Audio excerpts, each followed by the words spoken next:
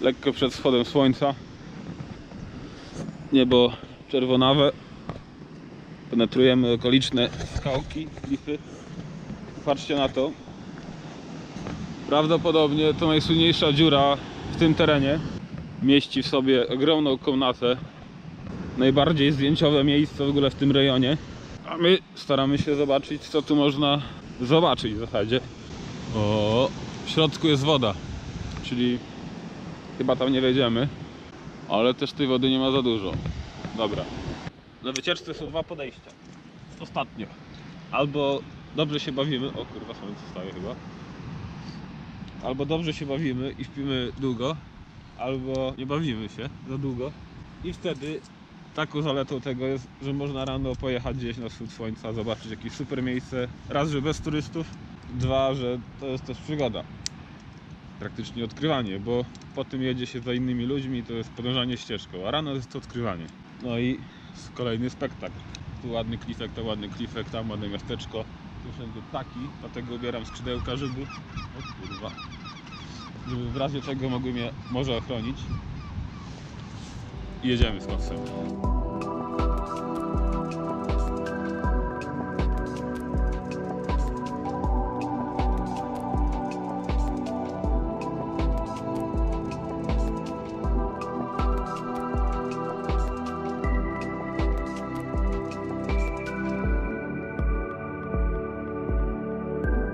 Ale piękna dziurka.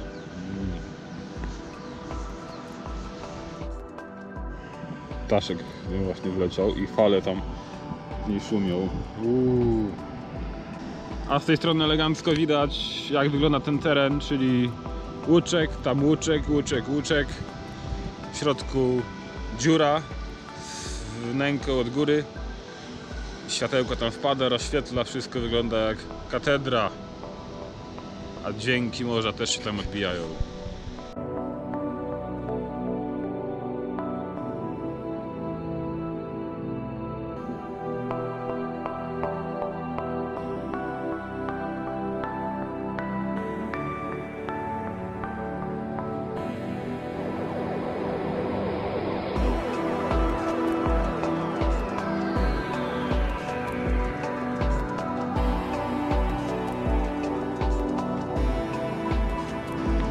O tej porze, o tym czasie raczej nic tu po nas, bo przejście jest zalane, nie dostaniemy się do środka, ale to atrakcja naprawdę warta uwagi.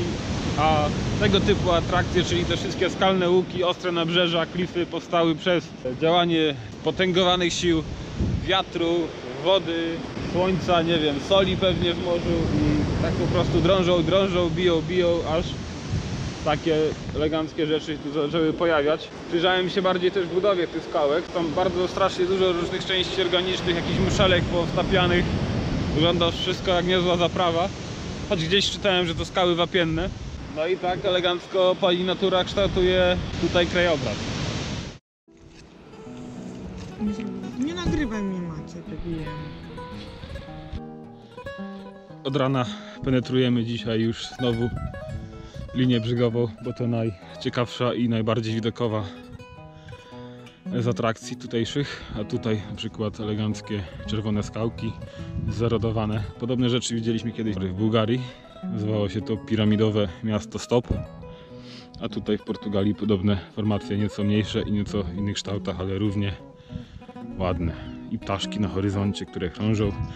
A to miejsce to są okolice plaży, która nazywa się Playa Marinha.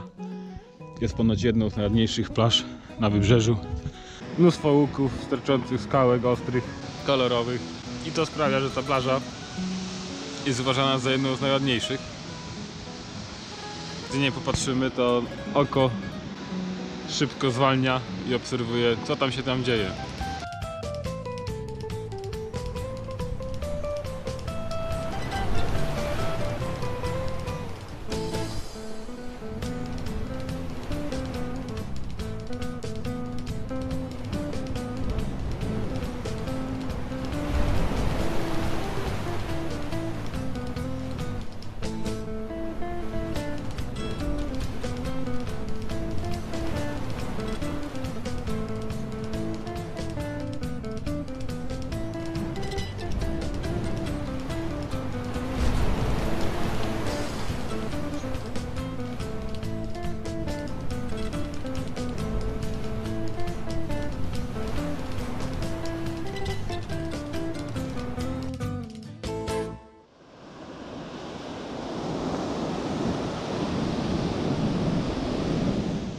A to już plaża Marinia.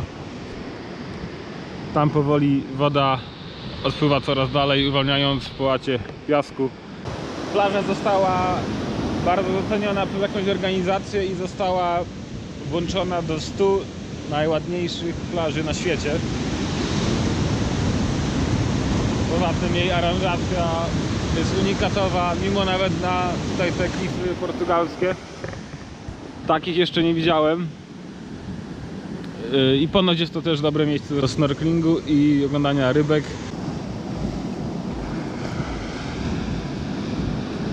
Wow, no naprawdę kopie dupę. Skały, fale, złociste kolory. No niesamowity krajobraz, patrzcie tutaj, to jak z jakiegoś filmu przygodowego. Trochę science fiction. Jak tylko słonko wyszło za chmur, od razu patelnia, ciepło. To jest fajne, w połowie października takie pogody. Już dawno stwierdziłem, ale teraz tylko utwierdzam się w przekonaniu, że na te typowo wakacyjne kierunki europejskie, czyli od Turcji pewnie przez Grecję po Hiszpanię i Portugalię, nie warto jechać w tych sezonach letnich, czyli lipiec, sierpień. W październiku, nawet końcem września, to jest najlepsze, co może być. Raz, że ceny niższe, dwa, że ludzi mniej. Pogoda bardzo podobna, może lekko chłodniej. Dzień lekko też krótszy, ale mimo wszystko ma to dużo zalet.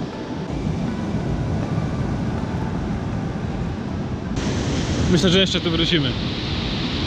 Jak nie na tym tripie, to na kolejnym, bo miejsce jest świątynią tego, co nazywamy plażowanie.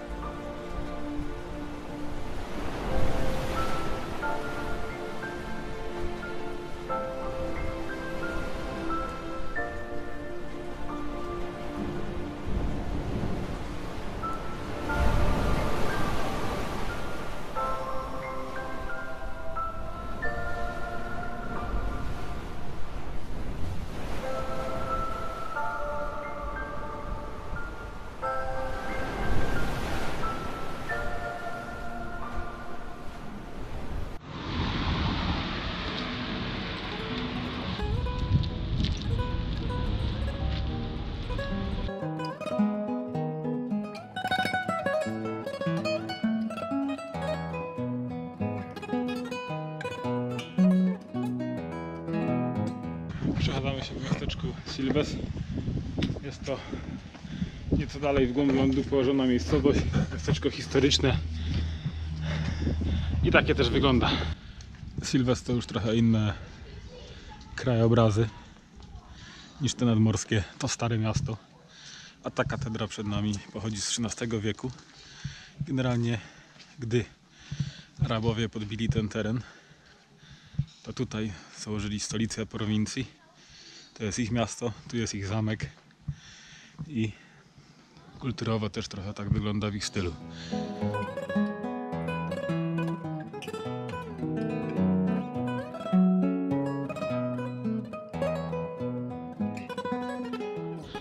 A to już szanowne zamczysko bardzo ciekawego czerwonego piasku.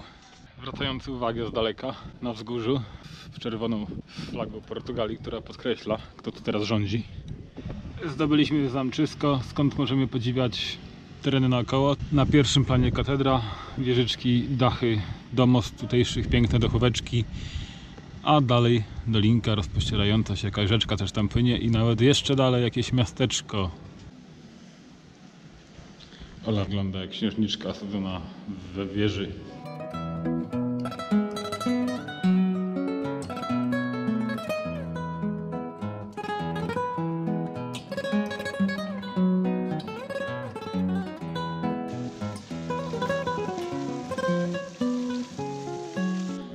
To, co w miasteczku urzeka najbardziej, to nie zamek, nie katedra, a uliczki, jakieś zakamarki, chatki, domki, mieszkania i warto się po prostu tu zgubić, żeby potem się znaleźć. Oto przykład, jak można zrobić różowy dom i żeby nie wyglądał jak burdel, tylko dosyć ciekawie i ładnie. Carveiro. Carveiro, chyba. I ta miejscowa ponoć z bardzo ciasną plażą. Po jednej stronie klifek, po drugiej taki sam, a między nim piaszczysty brzeg. Nawet fajnie i elegancko, ale sama plaża widokowa i fale dzisiaj mocne się tutaj zgromadziły i biją. Ludzie raczej podziwiają niż się kąpią, ale temperatura pisuje, co Olu? Miejscowa zdobywa pierwsze miejsce w kategorii największe, najbardziej groźne fale na plaży. Są ogromne i mają wielki zasięg. O, ta akurat była mała, ale od czasu do czasu przyjdzie taka wielka i wtedy żdudni w okolicy. Ta miejscóweczka na zdjęciu to właśnie słynna jaskinia, ale dzisiaj nie ma do niej wstępu ze względu na mocny wiatr. W jaskini można się dostać albo skacząc z dziury do środka, trochę ryzykowne, albo podpływając łódką lub wpław lub kajakiem, czymkolwiek do niej i tam jest, jak widać na zdjęciu, plażunia. Miejscowość, w której jesteśmy, ogarnia łódki tam i pewnie też kajaki, bo jest jedną z najbliższych miejscowości, która jest tutaj. Jest jeszcze miejscowość Bengal, no i tu jest ta gdzieś jaskinia, o tutaj. Więc w sumie ta miejscowość może być lepsza na wypad tam, ale z tej miejscowości łódeczka kosztuje 25 euro za osobę i zwiedzamy sobie te okoliczne atrakcje. I nadszedł czas, w którym oto powstała najlepsza z dotychczasowych marek brazylijska, a nazwa jej Dupa. Produkuje klapki.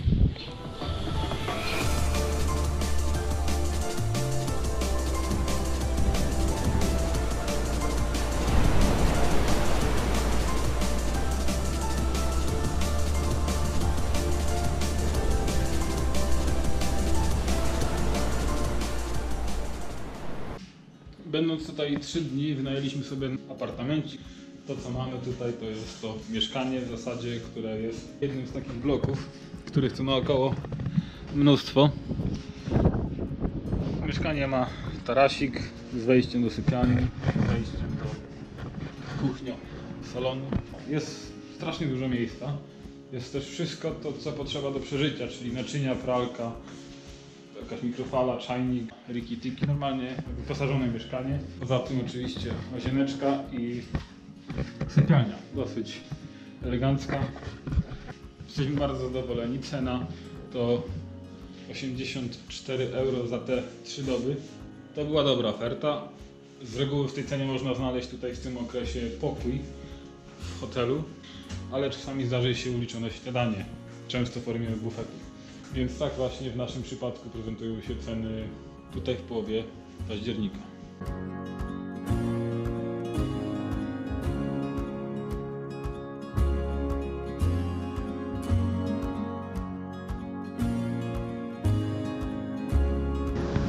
Koniec dnia spędzamy na plaży w Portimao. Okazało się, że miejscowość jest dość sporo turystyczna, ale plażę naprawdę ma cudowną, bo nie dość, że długa, szeroka, to w dodatku ma kilka punktów widokowych i skał stające co jakiś czas, łuki skalne i to wszystko, co możemy zobaczyć na wybrzeżu. Więc jako przymiejską plażę oceniam ją bardzo wysoko i z chęcią tu wrócę. Każdy znajdzie to miejsce też dla siebie, ponieważ na tej wielkiej przestrzeni spokojnie turyści mogą się rozłożyć tak, żeby każdy jakiejś tam prywatności i obcowania z naturą doznał. Gdy słonko zaszło, a zaszło bardzo szybko, zrobiło się po prostu ciemniej, ale niebo nie było czerwone, natomiast dopiero teraz po jakimś czasie to niebo zaczerwieniło się dość porządnie i no, można podziwiać cały urok tej krainy, czyli szum oceanu, wielkie naprawdę fale rozwijające się o te skałki, ptaki wszędzie na skałkach, tam jakaś sobotna mewka czyha na zdobycz. Poza tym zaczyna się świecić wszystko, co od człowieka pochodzi, czyli miasteczka. I tam na przykład też widzę latarnię w Sagres, gdzie byliśmy wczoraj, która ponoć ma zasięg 90 km i tutaj bardzo dobrze można ją zobaczyć. Skały stały się nagle czarne, straciło wszystko kolory.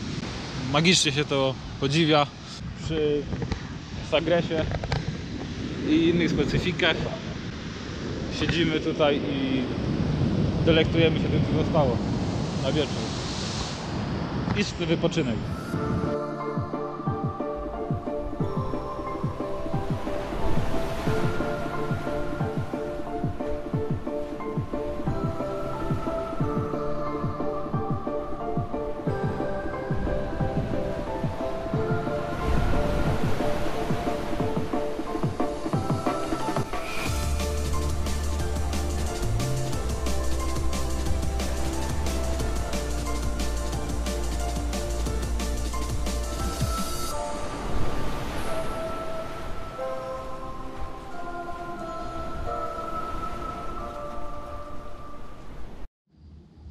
Maciej, co ty robisz? Zrobiłeś ze mnie alkusa. Uwaga, uwaga. Dla wszystkich smakoszy żarcia.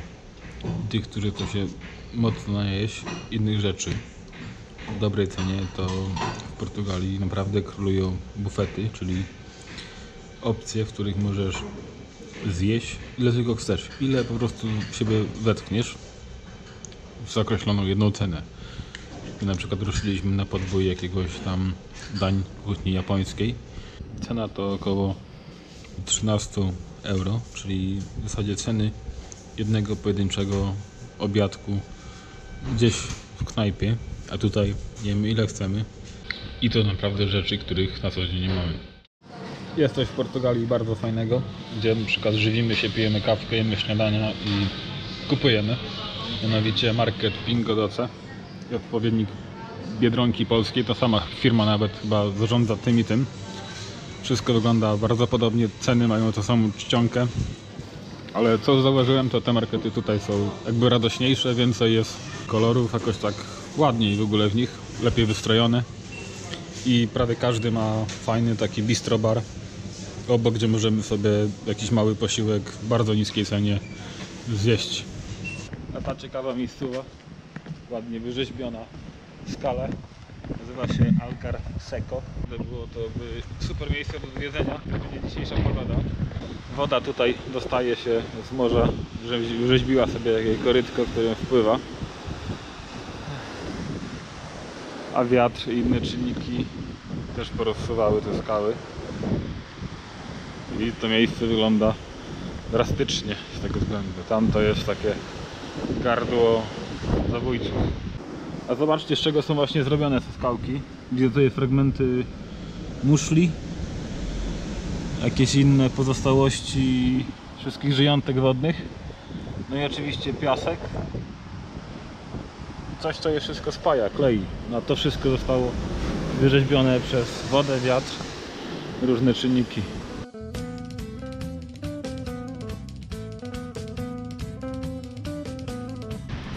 Dzisiaj ocean jest bardzo rozburzony. O, op, op. Jesteśmy w Lul, zajebiste miasteczko, ale tak dzisiaj pada i taka dzisiaj niepogoda, że siedzimy cały dzień w aucie, bo zmokliśmy, raz próbując wyjść i nie ma co robić generalnie, raz szczęście, raz nieszczęście. I co zrobić w taki dzień, kiedy pada deszcz, a ty masz dzień wolnego, który wziąłeś i jedziesz ciasną uliczką? No to albo muzeum zostaje, ale muzeum to muzeum. Także jedziemy do centrum handlowego i będziemy sobie tam zwiedzać centrum handlowe. Algarve to ponoć region, który ma bardzo dużo dni słonecznych, tym się chwali. I no i właśnie jesteśmy w Algarve. Centrum handlowe niedawno zbudowane, ponoć piękną konstrukcją dachu. Więc jedziemy tam nie tylko na zakupy, ale też na podziwianie architektury nowoczesnej tutejszej. Jest bardzo ładna. Przy okazji kwiat tej krainy, słoneczka z kopytka. Czekamy aż przejdzie tajfun i potem ruszymy tam na atak szczytowy.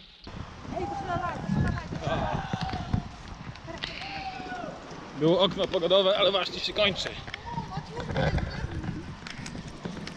Biegniemy na centrum handlowe. Teraz to Ola jest przewodnikiem, a ja tylko chodzę za nią, żeby w tym labiryncie i gąszczu ludzi i sklepów przeżyć. A to wspomniana konstrukcja dachu, a to coś, co w każdej Ikei i centrum handlowym warto spróbować. Hot dog za 50 centów. To coś dla mnie. Gratka dla prawdziwych głodomorków. No tu będziemy dzisiaj żyć jak królowie. Ten cały zestaw, czyli 2 hot dogi, ciastko i kawa kosztuje euro 50. Jesteśmy w jedzeniowym niebie właśnie.